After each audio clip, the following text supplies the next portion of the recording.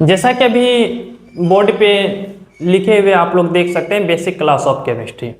ये जो केमिस्ट्री का क्लास हम ले रहे हैं ये बेसिक क्लास है, जो किसी भी क्लास के बच्चे के लिए बहुत ही यूजफुल है।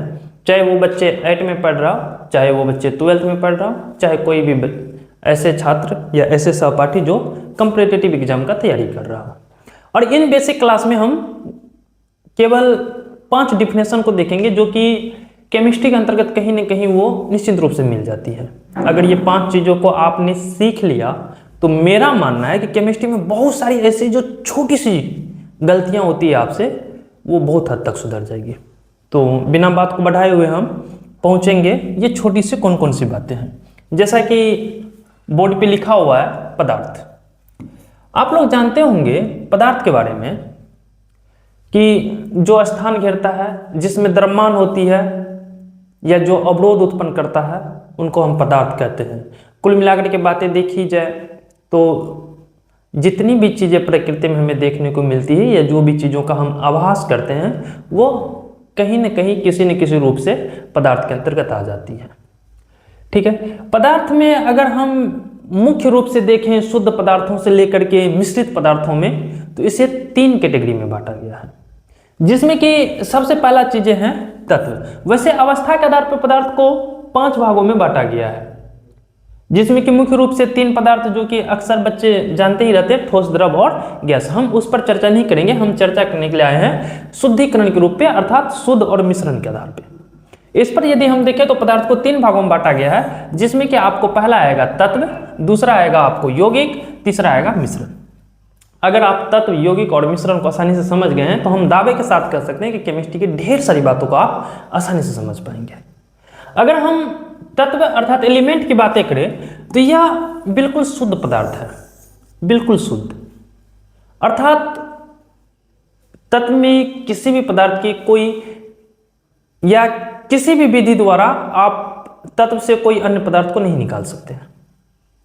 अगर शुद्ध पदार्थ की बात करें तो हम प्रॉपर प्योर शुद्ध, जैसे कि हम सोना की बातें करें तो 24 कैरेट 24 कैरेट सोना की बातें होगी, नॉट 22 कैरेट।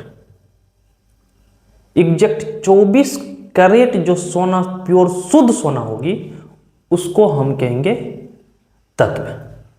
अर्थात जहां पर भी बातें तत्व की होगी तो वहां पर हमारा एक ही चीजें होगा, शुद्ध पदार्थ से।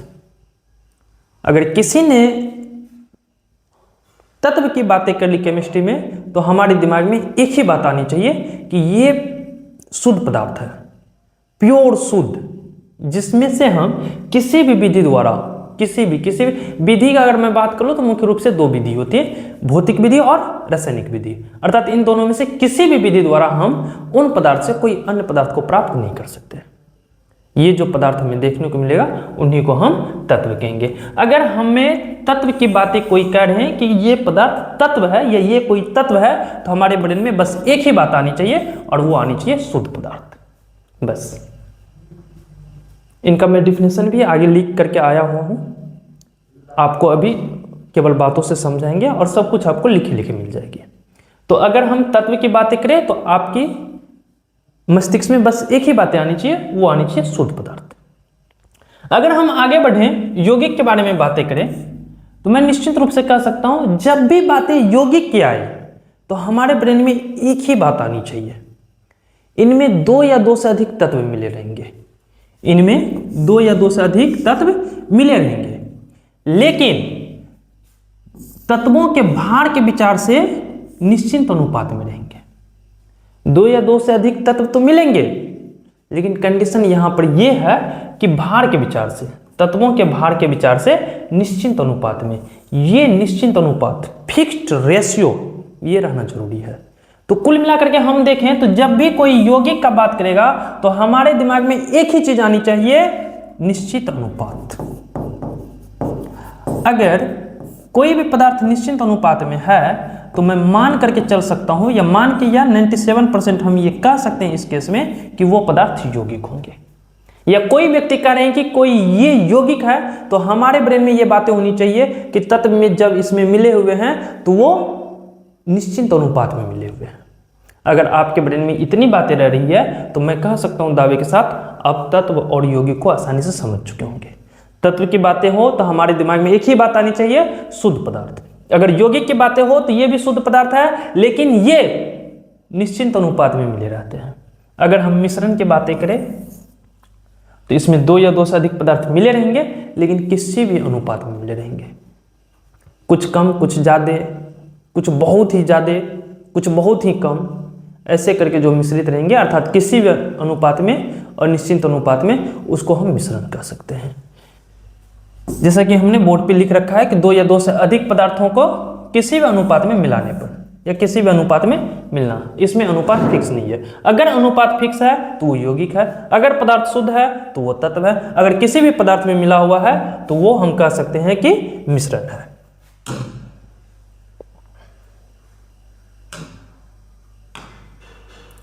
इस प्रकार हम आगे नेक्स्ट पेज पर सारी चीजें लिख करके आए थे। इनमें एक चीज और थी, परमाणु और अणु। मैं परमाणु और अणु के बारे में भी अभी ही चर्चा कर लेते हैं, जो कि बेस्ट चीज है। अगर तत्व को आगे चल के हम जब डिवाइड किए ना, तो इसे 2 भागों में तोड़े थे, जिसमें कि सबसे पहला ये है, सबसे पहला रिसेंट, सबसे पहला परमाणु है, दूसरा इसमें अणु है। अगर तत्व को हम 2 भागों में बांटे हैं या तोड़ सकते हैं, इसे शुद्ध तत्व, शुद्ध पदार्थ जो तत्व है, इसे कई पार्टों में तोड़ा गया है, इलेक्ट्रॉन, प्रोटॉन, न्यूट्रॉन, जिसमें कि परमाणु को तोड़ा गया आगे चल के। तो मैं ये कह सकता हूँ कि सबसे पहले अगर तत्व को खंडित किया गया था और तोड़ा गया था, तो सबसे छोटा पार्टिकल जो था, कहने के लिए सबसे पहले इसे अणु कह दिए, परमाणु कह दिए थे डाल्टन साहब। लेकिन बाद में ये पता चला था कि जिनका वो खोज किए थे, जिनको परमाणु बोले थे, वो एक्चुअली में कण जो थे अणु थे। तो ये अणु है और दूसरा जो होते हैं परमाणु होते हैं। परमाणु और अणु के बारे में हम बात करें तो जब भी कोई कहे कि कोई पदार्थ या चर्चा करे कि ये परमाणु है, तो हमारे ब्रेन में बस 2 ही बातें आनी चाहिए, 2 ही बातें हमारे दिमाग में रहनी चाहिए। अगर कोई के परमाणु है तो पहली बातें हमारे दिमाग में ये रहनी चाहिए, इसे एज ए टैब्स में हम नहीं रख सकते हैं, इसे हम ये कह सकते हैं कि परमाणु अगर है तो हमारे ब्रेन में 2 बातें होनी चाहिए। पहली बात ये रहनी चाहिए कि ये स्वतंत्र अवस्था में पाई जाती है, यह स्वतंत्र अवस्था में नहीं पाई जाती है। अगर बातें परमाणु की है तो ये स्वतंत्र अवस्था में नहीं पाई जाती है, किंतु केमिकल रिएक्शन अर्थात रासायनिक अभिक्रिया में भाग लेती है, रासायनिक अभिक्रिया में भाग लेती है। अगर कोई कह रहे हैं कि ये परमाणु है तो हमारे दिमाग में 2 ही बातें आनी चाहिए, ये स्वतंत्र अवस्था में नहीं पाई जाती है और ये रासायनिक अभिक्रिया में भाग लेती है। ये बातें हमारे दिमाग में आनी चाहिए। अगर कोई कह दे कि ये कण छोटी कण है जो कि अणु है, तो हमारे दिमाग में बस 2 ही बातें आनी चाहिए, ये स्वतंत्र अवस्था में पाई जाती है, ये स्वतंत्र अवस्था में पाई जाती है, किंतु रासायनिक अभिक्रिया में भाग नहीं लेती है। इस पदार्थ के जो पदार्थ देखेंगे हम, तो उनको हम कहेंगे। कुल मिलाकर हम देखें तो तत्व, यौगिक और मिश्रण को शायद हम लोग आसानी से समझ चुके होंगे। एक बार हम रिवाइज करवा दें। तत्व की अगर बातें हो तो ये शुद्ध पदार्थ होगी, अगर यौगिक की बातें हो तो निश्चित अनुपात हमारे दिमाग में आनी चाहिए, अगर मिश्रण की बातें हो तो किसी भी अनुपात में कोई इफेक्ट नहीं पड़ने वाला है। और मैं परमाणु और अणु की बातें करूं तो परमाणु की बातें करें तो हमारे दिमाग में 2 बातें आनी चाहिए कि ये स्वतंत्र अवस्था में नहीं पाई जाती है, दूसरा रासायनिक अभिक्रिया में भाग लेती है। अगर अणु की बातें करें तो ये स्वतंत्र अवस्था में तो पाई जाती है, किंतु रासायनिक अभिक्रिया में भाग नहीं लेती है। इतनी बातें अगर हमारे दिमाग में है तो ये जो 5 डिफिनेशन आपको बताए हैं, तत्व, यौगिक, मिश्रण, परमाणु और अणु का, ये बच्चे लोग को बहुत कंफ्यूजन करते रहते हैं। इनका पूर्ण रूप से प्रॉपर डिफिनेशन और एग्जाम्पल हम सारे लिख करके आए हैं, आपको दिखाने का प्रयास करेंगे, जो कि ये है तत्व।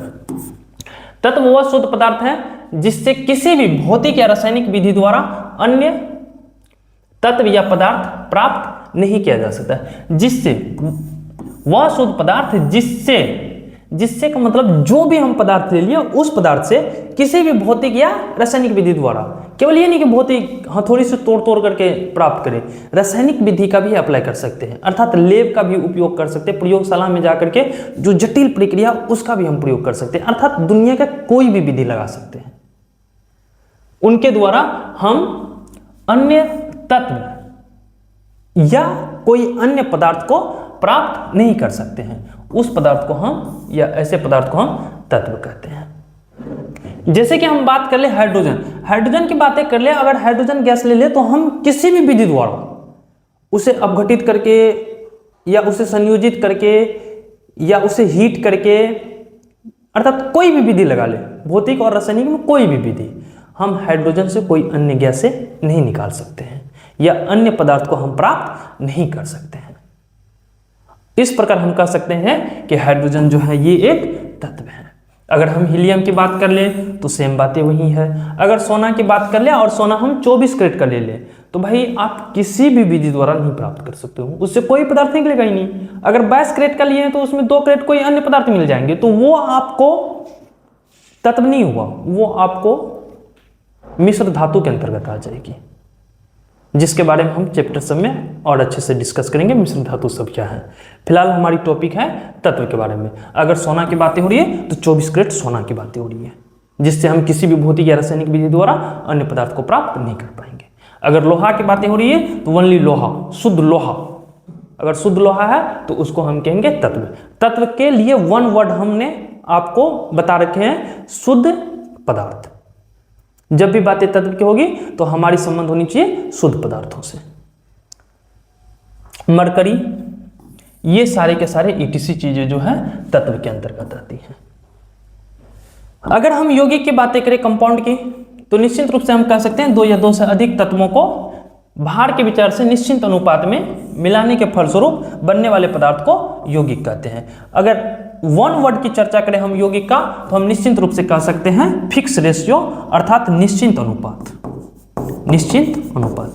अगर कोई कह रहे हैं कि ये यौगिक है, ये यौगिक है, तो हमारे दिमाग में सीधे आना चाहिए कि अनुपात इनके निश्चित है। इसमें जो पदार्थ मिले हुए हैं 2 या 2 से अधिक पदार्थ, वो निश्चित अनुपात में मिले हुए हैं, ये हमारे दिमाग में आनी चाहिए, जिससे कि हम आसानी से यौगिक को समझ पाएंगे। तो जब भी कोई हमारे पास चर्चा करे यौगिक के बारे में, तो हम निश्चित रूप से कह सकते हैं 2 या 2 से अधिक तत्वों का निश्चित अनुपात में मिलाने के फलस्वरूप जो पदार्थ प्राप्त होते हैं उसी को हम यौगिक कहते हैं। जैसे कि आपके सामने पे लिख रखे हैं H2O। H2O का हम बात करें, इस पेज के लिए हम चले H2O का, तो भार के विचार से ये निश्चित अनुपात में रहते हैं। हाइड्रोजन हमेशा 2 रहेंगे, हाइड्रोजन के इसमें परमाणु 2 रहेंगे और ऑक्सीजन के परमाणु हमेशा 1 रहेंगे। जब इस अनुपात में हम हाइड्रोजन और ऑक्सीजन को मिलाएंगे तो हमें एक यौगिक प्राप्त होगी, जिसको हम जल कहते हैं, H2O। अगर हम बातें कर ले HCl की, हाइड्रोजन के परमाणुओं की संख्या 1 होनी चाहिए और क्लोरीन के परमाणुओं की संख्या भी 1 होनी चाहिए। इस रेशियो में अगर हमें कोई पदार्थ मिल रही है हाइड्रोजन और क्लोरीन का, तो हम कह सकते हैं कि निश्चित रूप से वो HCl है, हाइड्रोक्लोरिक अम्ल। अगर हम बातें कर ले H2SO4 का, इसका मतलब हाइड्रोजन का 2, सल्फर का 1, ऑक्सीजन का 4, 2:1:4 के रेशियो में अगर हाइड्रोजन, सल्फर और ऑक्सीजन पाई जाती है, तो हम निश्चित रूप से कह सकते हैं ये एक सल्फ्यूरिक एसिड का यौगिक है या सूत्र है। अगर हम इसे ऐसे लिख दें 4H2SO4, इसका अर्थ क्या है? अर्थात इसमें रेशियो तो बदल जाएगी, मैं निश्चित रूप से आपको कह सकते हैं इसमें कोई रेशियो बदलने वाला नहीं है। अगर हम देखें इसमें तो हाइड्रोजन के 8 परमाणु हो रहे हैं, यहां से देखें तो सल्फर के 4 परमाणु हो रहे हैं और ऑक्सीजन के हम देखें तो 16 परमाणु हो रहे हैं। 4 से सब कट जा रहे हैं। अगर हम 4 से भागा दे दे सब में बराबर करके, तो 4 दूनी 8, 4 का 4, 4 चौका 16। आप देख सकते हैं रेशियो 2:1:4। तो इस प्रकार हम कह सकते हैं कि कोई भी यौगिक है तो वो भार के विचार से निश्चित अनुपात में रहेंगे। तो हमारे दिमाग में जब भी यौगिक की चर्चा होगी तो एक ही चीज आनी चाहिए, वो है भार के विचार से निश्चित अनुपात। अगर तत्व की बातें हो तो हमारे दिमाग में एक ही चीज आनी चाहिए, शुद्ध पदार्थ। इस प्रकार यदि हम मिश्रण पे पहुंचे तो हम कह सकते हैं मिश्रण के बारे में कि किसी भी अनुपात में 2 या 2 से अधिक पदार्थों को किसी भी अनुपात में मिलाने के फलस्वरूप बनने वाले पदार्थ को हम मिश्रण कहते हैं। जैसे बारूद, जैसे कि आप लोग देखे होंगे बम पटाखा, उसमें जो बारूद भरे तो वो किसी भी अनुपात में भरे रहते हैं, किसी भी अनुपात में, थोड़ा कम ज्यादा ये हो सकता है। इसीलिए कोई फटाखा एकदम कटकटा के फूटता है, कोई मसवा जाता है। मसवाने और फूटने के पीछे और सब ढेर सारी रीजनें हो सकती है, लेकिन मैं ये कह सकता हूँ कि उसमें बारूद जो भरे रहता है वो किसी भी अनुपात में कोई चीज़ भरे रहता है। तो इस प्रकार बारूद को हम मिश्रण कर सकते हैं। आगे हम बढ़ें तो आप मकान बनाते हुए देखे होंगे, बालू प्लस गिट्टी को मिलाते हैं, किसी भी अनुपात में मिला देते हैं। तो इस प्रकार से हम कह सकते हैं कि बालू प्लस गिट्टी का मिश्रण जो है ये भी एक मिश्रण है। मेरा मानना है कि तत्व, यौगिक और मिश्रण को शायद आप लोग अच्छे से समझ पाए होंगे।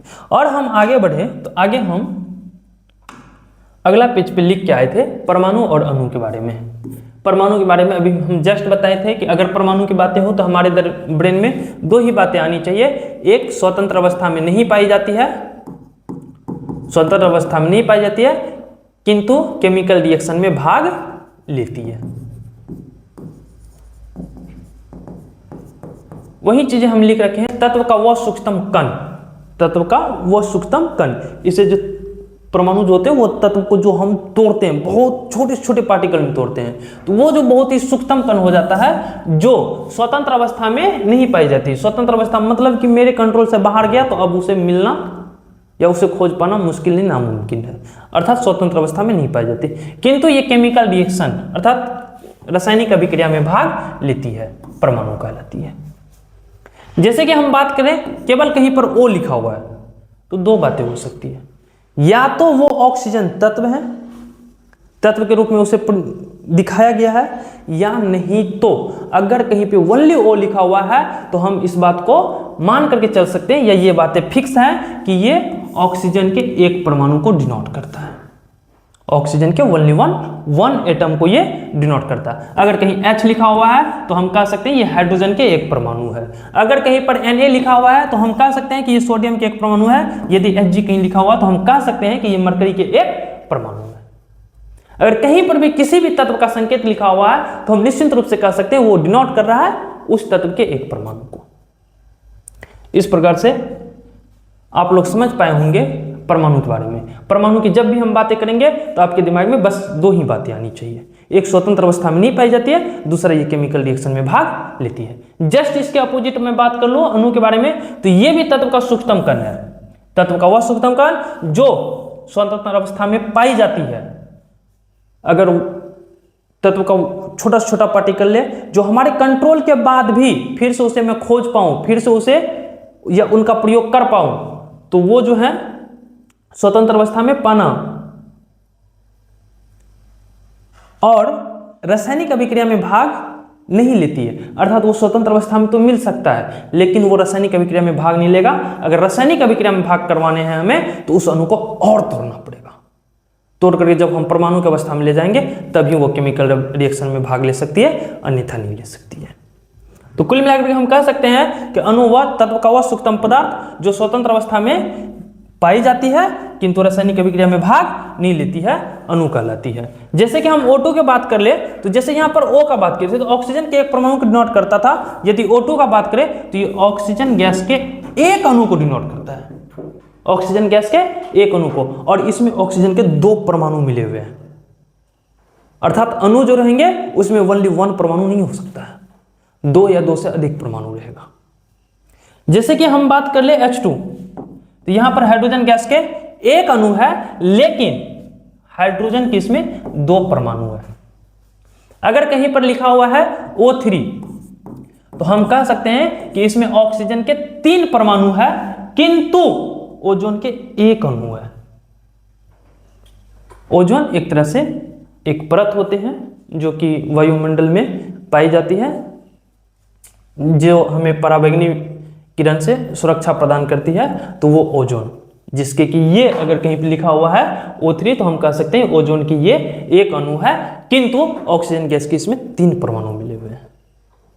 कुल मिलाकर के हम कह सकते हैं कि आप लोग तत्व, परमाणु, अणु, यौगिक, मिश्रण को आसानी से समझ पाए होंगे। अगर आप यहाँ तक बहुत अच्छे से देखे होंगे तो हम निश्चित रूप से एक वर्क आप लोगों के लिए लेकर के आए हैं, जैसा कि क्वेश्चन आपके बोर्ड पे लिखा हुआ है, इसके बारे में हम अच्छे से डिस्कशन करेंगे। कोई इसके बारे में कुछ सोच पाते हैं, समझ पाते हैं तो निश्चित रूप से कमेंट में कर सकते हैं, बता सकते हैं। और कल के डेट के लिए या अगले वीडियो के लिए अगर आप चाहते हैं कि कोई भी रासायनिक अभिक्रिया होती कैसे है, इस बात को आपको समझना है, तो नेक्स्ट वीडियो कल के लिए आप हमारे चैनल को फॉलो कर सकते हैं, या यूट्यूब पर देख रहे हैं हमें तो आप हमें सब्सक्राइब कर सकते हैं। हम इसी तरह के कोर्स से रिलेटेड, ये सारी चीज़ें कोर्स की बातें हैं, सब कोर्स से रिलेटेड ये सारी बातें हम बेसिक लाते रहेंगे और आप लोगों को ये सारी चीज़ें एक बारीकी से ये सारी चीज़ें सब हम समझाने का प्रयास करेंगे। अगर आपको लग रहा है कि इससे हमें मददें मिल रही हैं, जिससे कि हम छोटी छोटी बातें समझ पा रहे हैं और इन छोटी छोटी बातों से हम बहुत बड़ी बड़ी जटिल चीज़ों को समझ पा रहे हैं आसानी से, तो आप निश्चित रूप से चैनल को तो फॉलो कर ही लीजिए। आगे अपने जानने वाले परिचित व्यक्तियों के पास भी इसे शेयर कर सकते हैं। धन्यवाद। मिलते हैं कल हम एक नए क्वेश्चन को सॉल्व करते हुए रासायनिक अभिक्रिया के क्रियाविधि को समझावे।